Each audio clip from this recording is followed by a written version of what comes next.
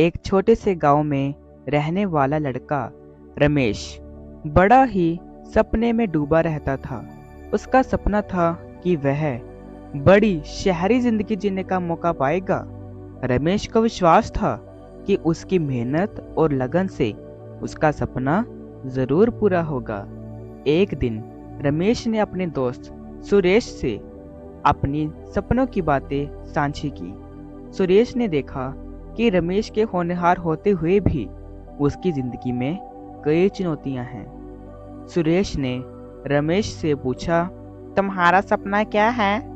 रमेश ने मुस्कुराते हुए कहा, मैं बड़ी शहरी जिंदगी जीना चाहता हूँ और एक बड़ी कंपनी में काम करना चाहता हूँ। सुरेश ने रमेश को एक बूट पॉलिश वाले की दुकान दिखाई और कहा, तुम्हें यहाँ नौकरी मिलेगी। शुरुआत हमेशा छोटे कदमों से ही होती है।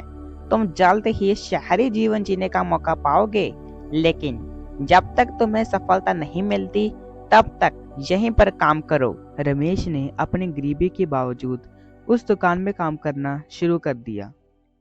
अरे अरे देखो, रमेश जूते साफ कर रहा है। मेरे जूते भी साफ करोगे क्या? शुरुआत में सारे गांव ने रमेश को हंसी में लिया, परंतु रमेश ने कभी हार नहीं मानी। उसने बूट पॉलिश की नई तकनीकें सीखी और अपने काम में मेहनत और उत्साह से लगा रहा। कुछ समय बाद गांव में एक बड़ी कंपनी का मालिक आया। वह एक ऐसे व्यक्ति की तलाश में था जो मेहनती और दयालु हो।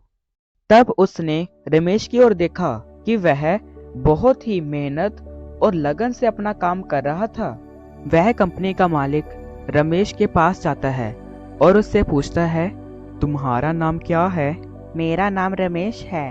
वह कंपनी का मालिक कहता है, अब तुम हमारी कंपनी में काम करोगे। हमारी कंपनी बहुत ही मशहूर है और सबसे बड़ी कंपनी है। तुम्हें वहां पर किसी भी प्रकार की कमी महसूस नहीं होगी। क्या तुम हमारे साथ चलोगे? यह सुनकर रमेश बहुत खुश हुआ।